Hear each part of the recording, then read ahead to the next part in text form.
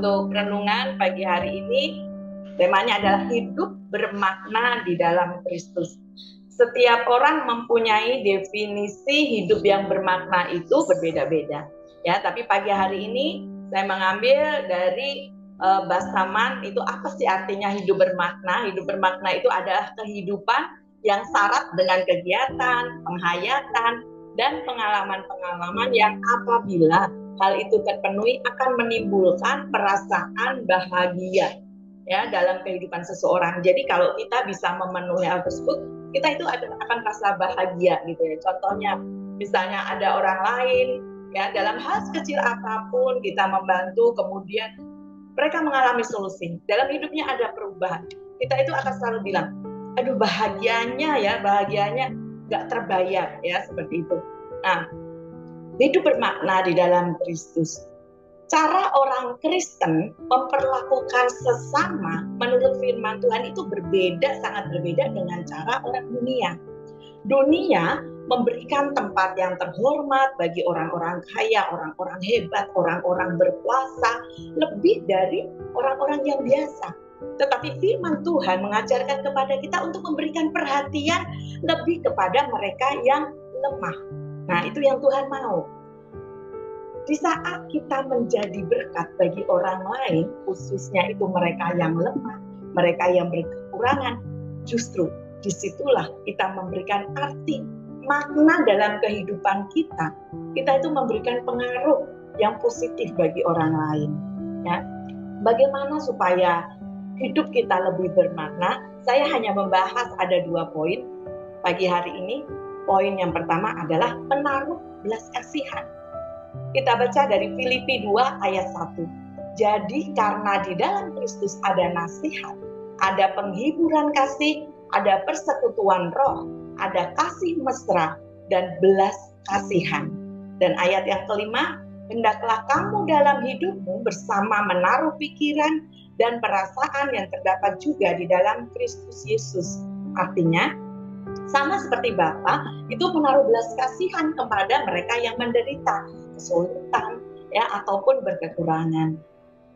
Ada perasaan bahagia yang hari-hari ini belakangan ini saya rasakan ya. Salah satu kebahagiaannya itu waktu bulan Februari yang lalu kami pelayanan ke Cirebon itu ketemu dengan anak-anak ya yang waktu itu direhabilitasi. Kemudian ada salah satu anak ngobrol, tante besok dia sebutkan namanya, udah masuk ke ini ya tante, ke karantina karena nanti bulan depan mau berangkat ke Jepang. Waduh, saya sungguh luar biasa itu, saya bahagianya baru dengar itu. Begitu anak itu sampai di Jepang, dia ngabarin lagi, dia posting, saya tanya gimana kabarnya, gimana rasanya kamu, saya sampai minta, coba videoin, tante pengen tahu kondisi kamu, karena saya melihat background anak ini ya. Jadi coba videoin, dia menangkap sisi-sisi baik yang mereka itu sekarang sudah membuka mindset mereka, open minded yang benar-benar. Tante tahu nggak, kalau di Jepang orang-orang tuanya, tante mereka masih kerja keras. Wah, benar-benar kita harus nyontoh mereka. Saya sampai luar biasa, Tuhan terima kasih ya.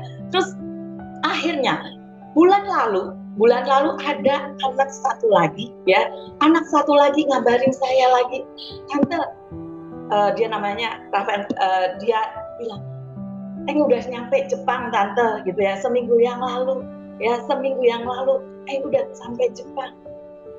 Saya bersyukur sekali sama Tuhan ya, bersyukur sama saat mereka mengatakan, tante makasih banyak ya buat semua yang tante udah pesenin, semua pesan-pesan tante pasti aku ingat, pasti tante ya. Saat hal-hal seperti itu mungkin sederhana, tapi buat saya ampun bahagia yang tidak terbayarkan. Karena apa? Karena kita tahu bahwa dulu mereka itu seperti apa. Tapi saat mereka bisa keluar dari masalah mereka, bahkan mereka bisa menata hidup mereka, itu menjadi kebahagiaan yang luar biasa di dalam hidup saya. Bahkan saya selalu berkata ke anak-anak, sampai semalam waktu saya udah mau tidur, saya teringat mereka, saya komunikasi, gimana kabar kalian? Yang satu bilang, alhamdulillah tante, ya sehat di sini. Terus yang satu lagi bilang, puji Tuhan tante, semuanya baik, doakan terus ya tante, besok minggu depan itu udah dapat kerja, karena kemarin masih training, sekarang udah kerja. Yang satu bilang, tante doain terus ya, kontraknya dinas sampai 3 tahun. Mereka begitu sukacitanya, ya. Dan saya yang hanya mendengar saja, saya sangat bahagia. Saya merasa, aduh Tuhan terima kasih, hidup saya lebih bermakna. Karena apa? Orang lain bisa keluar dari solusi. Apakah saya menyekolahkan mereka? Ya, satu anak yang kemarin, sebelum saya lanjutkan, satu anak minta tolong ke saya, tante saya belum menemukan gereja. Sekarang saya ada di Nagamsi, ya. Saya bilang nanti tante juga akan carikan gereja kalau udah tante share, ya, karena dia tinggalnya di Nagamsi, sedangkan saya di Cilengsi, ya kan, biar sama-sama sih, tapi kan saya nggak tahu ya daerah sana. Jadi nanti Bapak Ibu kalau yang mempunyai kerabat ataupun ada informasi gereja di daerah area Nagamsi, mohon informasinya, karena ada satu anak yang rindu untuk beribadah di gereja. Ya, saya lanjutkan. Waktu anak-anak ini mereka terpuruk, mereka di dalam kesulitan, apakah saya menyekolahkan mereka? Tidak. Apakah saya memasukkan begitu mereka punya cita-cita, apakah saya masukkan ke salah satu lembaga kursus tertentu? Tidak. Yang saya lakukan saat itu, saya timbul belas kasih karena saya melihat mereka ini anak-anak muda yang masa depannya itu masih sangat panjang. Dan hidup mereka nggak tahu saat itu, mereka benar-benar mereka itu blank, ya kan, mereka nggak tahu waktu mereka semua direhabilitasi, mereka itu nggak tahu saya akan melangkah gimana. Satu hal Tuhan kasih hikmat ke saya, setiap saya ketemu mereka, saya kasih mereka kertas, lalu kemudian bolpen, mereka itu saya tulis, kalian nanti keluar mau jadi apa, dan kamu mau dikenal sebagai siapa, ya. Anak-anak ini yang tadi saya ceritakan, 2 mereka punya masa lalu, tawuran massal, sampai ada korban jiwa meninggal. Dan saya selalu bilang, kalian sudah bayar harga, kalian harus jadi siapa, ya. Kamu harus dikenal menjadi siapa. Dan terus setiap kali, nggak cuma 2 anak ini, beberapa anak yang terus saya kata, dan mereka luar biasa, mereka selalu mengingat, ya, saat-saat terpuruk seperti itu, sampai mereka itu mengingat quote yang selalu kami harus ucapkan bersama-sama sampai anak ini hafal. Hidup berjuang, bekerja kewajiban, jujur kepribadian, malas tidak makan. Ya, itu yang selalu diucapkan oleh mereka sampai mereka itu pulang ke rumah masing-masing. Mereka itu masih menyimpan dan menjadikan itu di post di IG mereka, gitu ya. Dan saya setiap kali mengingatkan mereka, ayo kamu harus jadi siapa, kamu harus berjuang, gitu ya.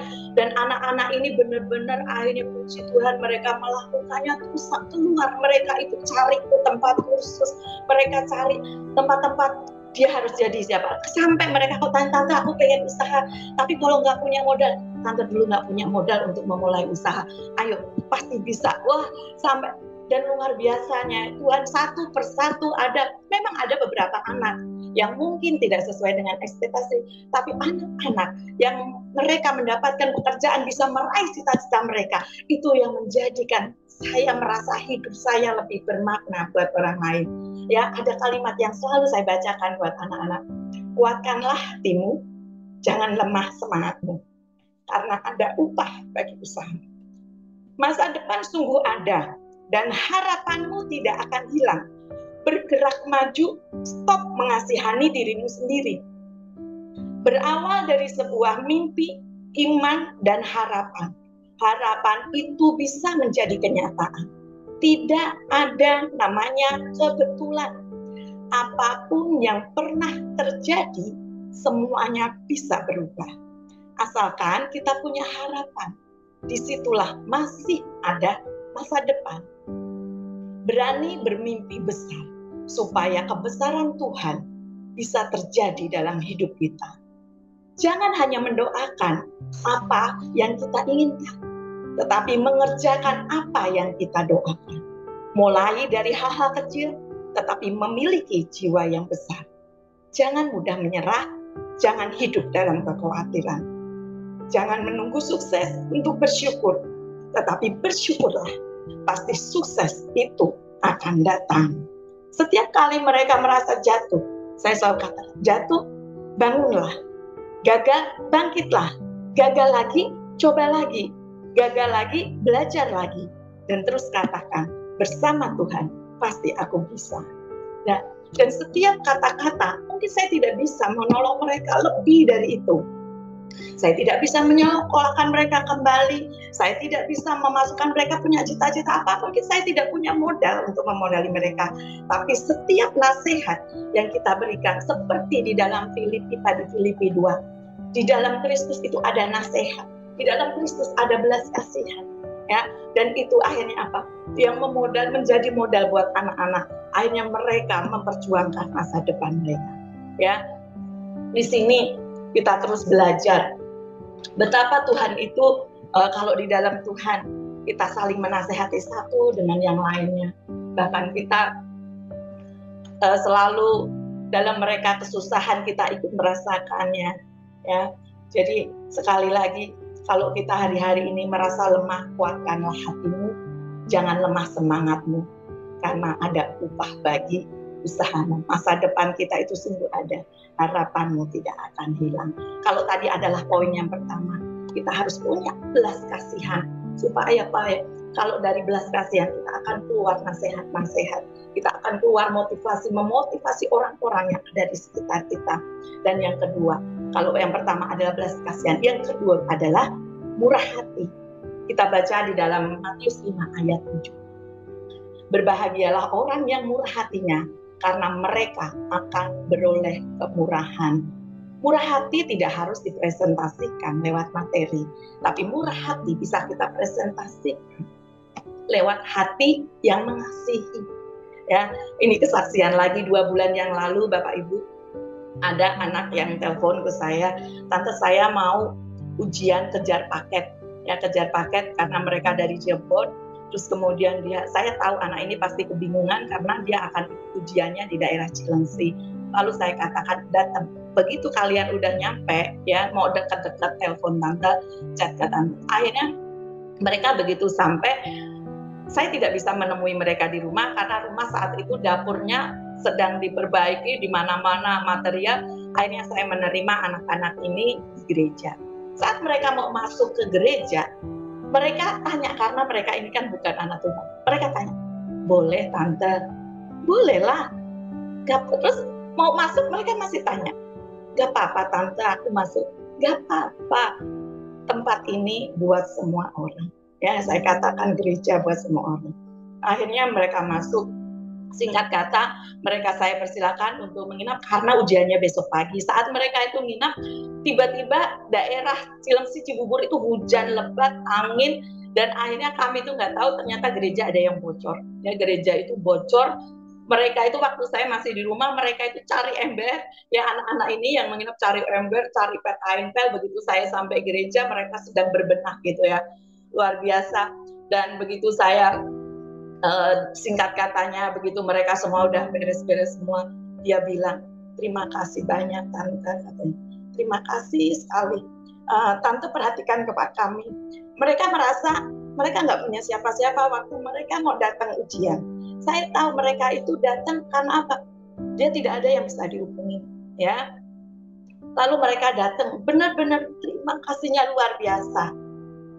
Satu hal di sini yang saya pelajari, ya, satu hal itu Tuhan memilih dan memanggil kita, bukan hanya sekedar kita itu mau diselamatkan, tetapi Tuhan memilih dan memanggil kita karena Tuhan mau memakai kita untuk menjadi alat-alat kemuliaannya, sehingga setiap kita, hidup kita lebih bermakna. Murah hati itu adalah kunci untuk kita mendapatkan kemurahan. Dan hari-hari ini ada kemurahan Tuhan yang luar biasa yang kami alami. Salah satunya yaitu akhir bulan lalu anak Teens Youth 28, 29, 30 Juni retreat di Sentul. Ya, pembicaranya terima kasih ada Bu Luis, ada Kak Putra. Nah, saat Kak Putra datang lebih awal karena Kak Putra jamnya salah, jadi 1 jam sebelumnya sudah hadir, lalu ngobrol-ngobrol dengan saya. Kak Putra tanya ke saya, Tante, ini kok villanya, wow. Tapi kenapa di e-flyer cuma 100.000 ya? Puji Tuhan saya menyaksikan di Komsel waktu itu anak-anak Teens Youth retret itu mendapatkan villa yang besar dan ada pavilionnya sehingga kami yang dewasa juga bisa ikut. Akhirnya kami ber-28 bisa semua di sana. Jadi hitungannya itu sebenarnya kalau dihitung secara komersial itu 2 villa. Lalu Kak Putra masih menanya, wow, di belakang ini ada siapa ya? Karena e-flyernya cuma 100.000. Iya, saya cerita, iya Kak, ini semua kasih karunia kemurahan Tuhan. Sponsornya tahu nggak Kak siapa? Ya langsung Bapa di surga. Ya saya katakan langsung Bapa di surga. Kemurahan Tuhan itu terjadi. Karena apa? 100.000 itu cuma buat makan anak-anak 3 hari ya. Anak-anak harus kenyang jasmaninya, rohaninya. 100.000 mereka nggak boleh lapar. Pokoknya jajanannya makan pagi, makan siang. Mereka benar-benar ada es buah, ada apa, mereka kenyang sampai anak-anak sendiri yang ikut retret. Wow, enak banget gitu ya. Nah, lalu bagaimana menurut yang lain? Bahkan untuk villanya Bapak Ibu, ini semua karena kasih kemurahan Tuhan. Kalau tadi janji Tuhan tergenapi, berbahagialah orang yang murah hatinya karena mereka akan beroleh kemurahan. Tahu nggak? Saat kami mau retret, itu Tuhan siapkan villa. Ada seseorang yang mempunyai villa ini, ya. Dan karena kami permisi, kami tidak dipatok biaya. 3 hari kami tidak dipatok biaya. Akhirnya kami hanya mengisi pavilion itu. Pavilion itu karena tokennya harus kami isi setiap hari hanya 20.000 kali 3, 60.000. Ya. Kemudian saya tinggalkan mamangnya untuk bantu karena bantu kami hanya 200.000. Kemudian hanya sedikit uang karena kami pakai AC, kami pakai air banyak ya. Hari kemudian Asia transfer sedikit untuk hanya 1 juta untuk owner dari pemilik villa itu ya. Dan pemilik villa itu, ownernya itu sampai bilang begini, Kesia maaf ya, villanya ini kamu nyaman nggak ya? Seharusnya villa ini benar-benar sudah diperbaiki, tapi karena pandemi kami nggak bisa perbaiki. Luar biasanya Tuhan ya. Jangankan nggak usah diperbaiki, sampai saya katakan orang nggak diperbaiki aja anak-anak kalau tidur nggak dibangunin, nggak bangun gitu ya. Artinya kan nyaman mereka ya. Sampai ownernya malah minta maaf karena merasa belum memperbaiki villa itu. Bahkan kami tidak membayar, harusnya tidak membayar ya. Itu kemurahan hati yang Tuhan berikan kepada kami. Kami menikmatinya ya karena kemurahan hati. Tuhan itu luar biasa. Akhirnya sponsor Bapa di surga itu Tuhan nyatakan, bahkan retret Teens Youth kemarin ditutup dengan wisata alam. Anak-anak masih bisa berwisata di Lewi Asih, Sentul ya, walaupun berbayar, tapi luar biasa ya, hanya dengan 100.000 ya. Itu luar biasa, itu karena kemurahan hati Tuhan, kemurahan hati Tuhan. Dan akhirnya apa? Saya merasakan betul-betul Matius 5 ayat 7. Berbahagialah orang yang murah hatinya karena mereka akan beroleh kemurahan. Itu saya alami. Ya kalau pagi hari ini Bapak Ibu, mungkin tangan kita tidak bisa menggapai semua orang, tapi setidaknya satu tangan kita bisa menggandeng orang lain. Jadikan hidup kita hari ini lebih bermakna di dalam Kristus. Selamat beraktivitas, Tuhan Yesus menyertai.